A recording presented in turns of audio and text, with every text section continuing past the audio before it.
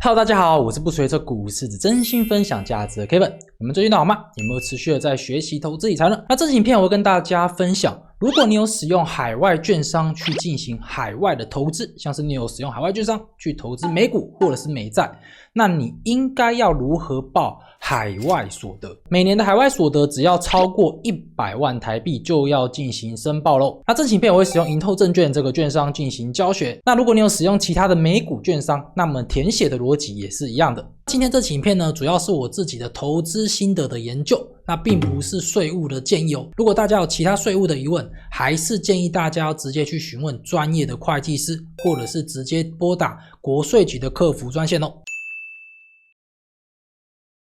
那首先呢，我们投资海外的股票或者是证券，那我们有获利的话呢，我们都是要报税的哦，不是说呢我们没有把钱汇回台湾，我们就可以不用报税哦。只要我们有实现损益，那我们都要进入当年的所得。那最常见的问题就是有人会说，海外所得是不是低于750万就是完全免税呢？那这个答案呢是否定的，因为这750万呢是基本所得额的免税额度，并不是海外所得。那基本所得额到底有哪些项目呢？那我这边有拿出财政部的一个公告，你可以发现到基本所得额的项目呢，主要有以下7个项目。那以下7个项目呢，就包含了海外所得以及台湾的综合所得净额。所以正确的说法应该是基本所得额低于750万才是免税的，并不是说你海外所得低于750万就免税咯。那接下来会有一个新的问题，那就是基本所得额是不是超过750万，那就一定要缴到税呢？那这个答案呢也是否定的。那只有当我们基本所得额减掉750万，有多余的部分才要交基本所得税。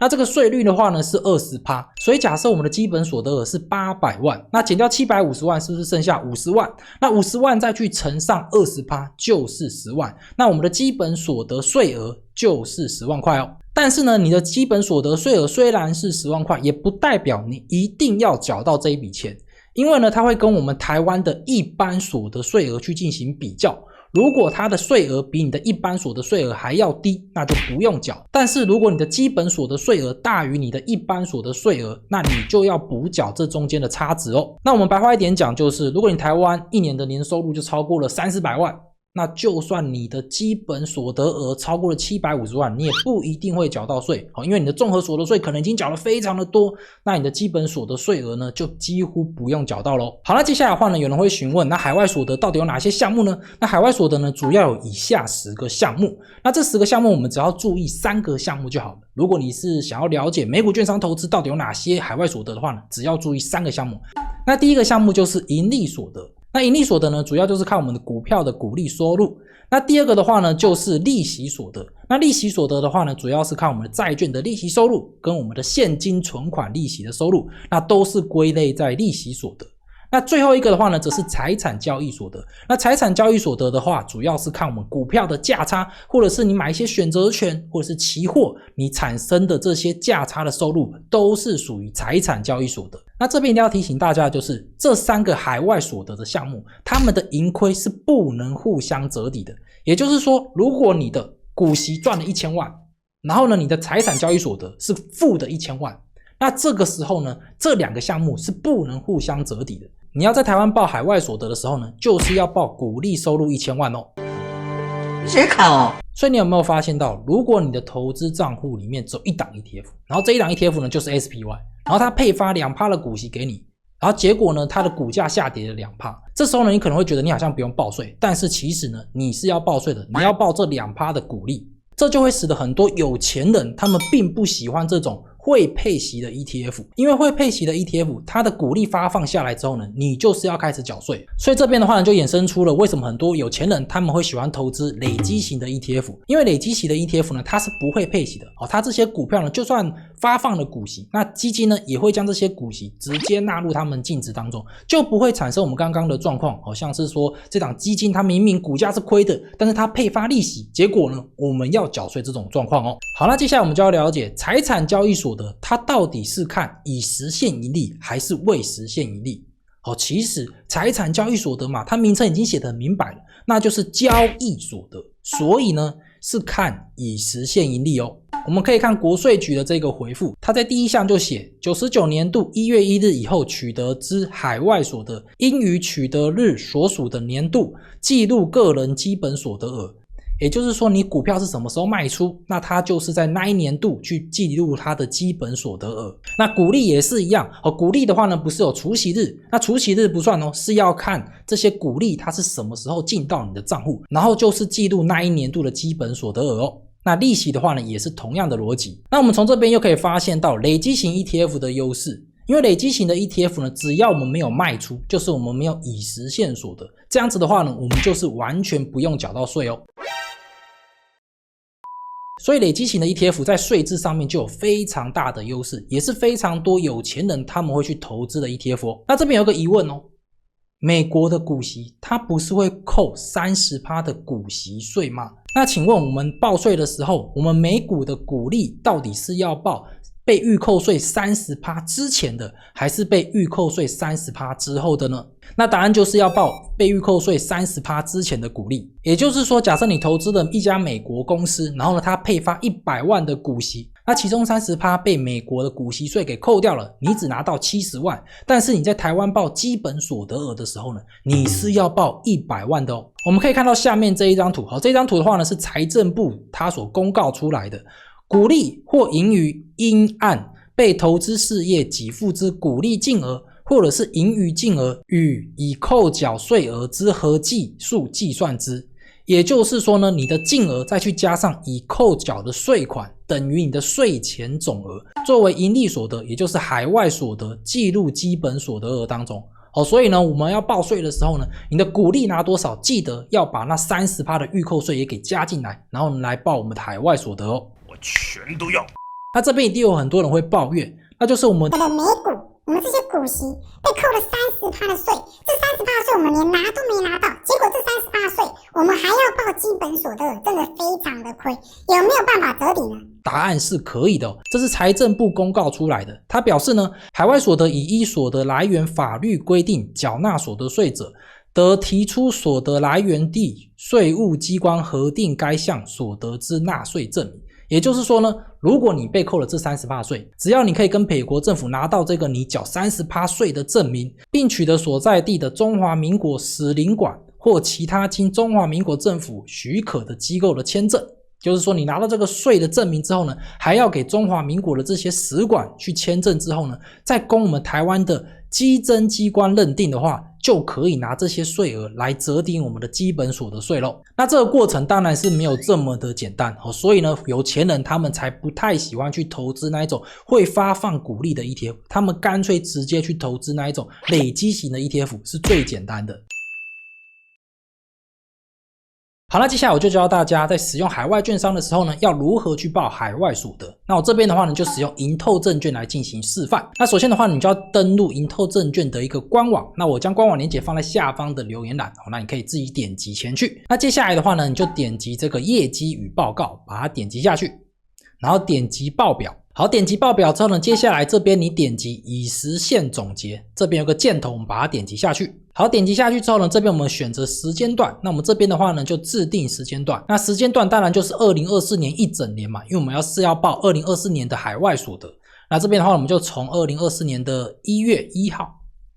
然后呢报到2024年的12月31号，没错。然后这边的话呢，就选择 PDF 档按查看或者是下载。那我建议的话，大家可以下载下来之后呢，你报税的时候呢会比较方便，你可以把这些资料留下来，以后国税局如果过几年后呢要来问你说你今年赚多少钱，你也可以把它拿出来当证明好，那这边的话呢，我们就点击下载。好，那下载之后呢，我们就把它打开。好，打开的话你可以看到这个画面。那首先的话呢，我们要看的是已实现所得嘛。那已实现所得你可以往下滑，你这边有没有看到，这边叫做已实现和未实现的表现总结。那这边的话呢，有一个叫做已实现的，那我们就往下滑。那你可以看到我这边2024年有买了非常多的股票，那我们直接往下滑，滑到最下面这边有一个叫做合计资产加总，这边有一个 2851.95， 那 2851.95 就是我在2024年这个账户的已实现所得。那这是包含了什么？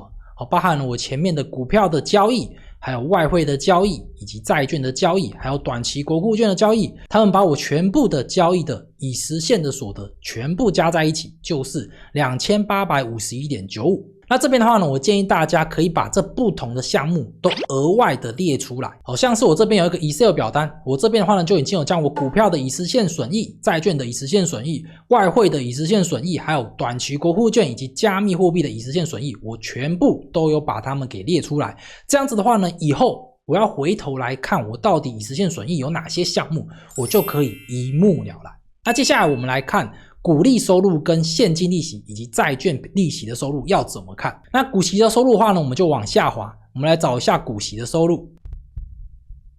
好，股息收入往下滑，我们可以看到在这一边，这边的话呢就会写一个股息。那这股息的话呢，就会看到我2024年有投资哪一档 ETF， 就是 TLT 跟 QQQ。那这边的话呢是它所有的股息。那这些股息呢是没有包含预扣税的，就是呢它是在预扣税之前的，所以呢这个股息就是我们等一下要填写的数字，就是 26.69。 所以你看我这个表格股息收入这边的话呢，我们就写 26.69。 那接下来的话呢则是债券的收入跟现金利息的收入。那利息收入的话呢，你就是要拉到这个利息的栏位，然后把它放大，你可以看到这边有非常多的收入来源，像是借方利息啊、贷方利息或者是买入累积计息等等的。那我们就一个一个来介绍。首先什么是借方利息？那借方利息就是你跟银透证券借入了现金，就是你融资了，那这部分的话呢，你是要付给银透证券费用的，所以你可以看到这个费用的话呢，它是负值的。那接下来的话呢是贷方利息。那贷方利息是什么？贷方利息就是你的现金存款利息，就是你将你的现金放在银透证券的账户当中，你可以拿到一些现金存款利息，这个就是贷方利息。那接下来下面这个有一个叫做买入累积计息。那什么是买入累积计息呢？那这边的话呢，我直接举例子你会比较了解，就是我们直接去购买美债的时候呢，这些美债它通常是半年配息一次的，像是6月份跟12月份会进行配息。那假设呢，我们是在11月份的时候呢才买入这档债券，那请问如果你在12月份的时候呢，这档债券配息的时候呢，那6月份到10月份的配息你能不能拿到？答案是不能拿到的，因为你是在11月份的时候呢才买入这档债券，那前面6月份到10月份是由另外一个人另外一个投资人所持有的，所以呢这些利息的话呢是前面那个投资人才可以拿到，那这个利息的话呢，你就是要还给那个投资人。那这个利息的项目呢就是买入累积计息，所以你可以看到买入累积计息它是负值的，就是你要把钱交给前面这个人。好，那接下来还有一个费用叫做借贷费用。那借贷费用是什么？那借贷费用就是你跟券商融券的费用，就是呢你可能跟券商借券，然后你要进行放空，那这部分的话呢就会产生融券的利息，这是要支付给券商的。所以你可以看到这个借贷费用它是负值的，也就是呢我们要把钱给券商。好，你有没有发现到在利息这个栏位当中呢，它有正的也有负的，那我们到底要怎么样去计算呢？我这边建议大家把正值的就是我们赚到的钱呢，我们把它额外列出来，然后钱是出去的话呢，我们要把它给分开来。像是我下面这个 Excel 表的一个呈现方式，你可以看到我这边的债券的息票收入就是利息收入的话呢，我把它给加总起来是 1119.38。 那现金的利息收入就是我们刚刚所讲到的贷方利息，那我这边加起来的话呢是 81.26。 然后最下面这边有一个叫做债券的买入累积利息，就是我刚刚所介绍到的前手息，那这部分的话呢是负的。那我们就将这些项目全部加起来，那就是我在2024年银透证券这个账户当中我赚了多少钱。那我这边可以直接把它加在一起，是因为我的已实现所得加起来是正值的，这样我就不用担心它会跟股息收入或者是利息收入互相折抵，这样子的计算方式就是正确的哦。那我这边的话呢，还有一个费用明细我会放在这个 Excel 表格当中，包含借券的费用，还有借方的利息，以及平台的这些报价的费用，像是你的订阅啊要多少钱，我这边的话呢都把它列出来。那这部分的话呢，你可以当成你的成本去做折抵，因为这些项目呢它是直接挂钩你的投资收益，所以呢它可以进行折抵。那你记得大家如果想要折抵的话呢，一定要把我们刚刚那些单据都留下来，这样子的话呢，以后国税局来询问的时候呢，你就可以把单据提交给他，表示说呢，因为你有跟券商进行融券或者是融资，你才有赚到前面的这些收入，所以呢这些项目的话呢，你想要进行折抵。那这边有个延伸的问题，假设呢你在2024年有垫汇一笔钱到银透证券里面去进行投资，那请问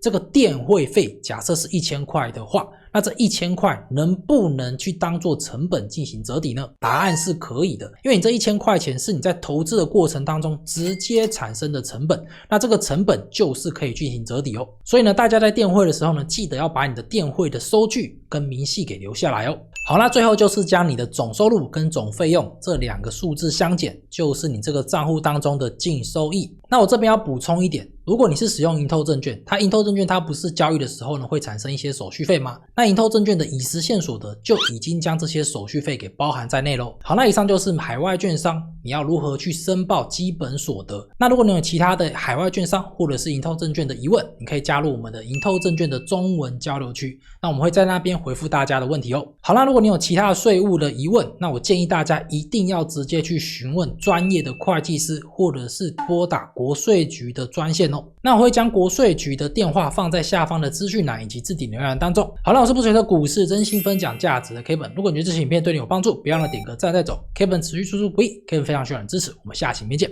拜拜。这样我就不会因为父子矛，这样我就不会跟其他相。那我这边可以互相加在一起，这种那种我就会跟着。那如果要这样加在一起，首先，那如果你想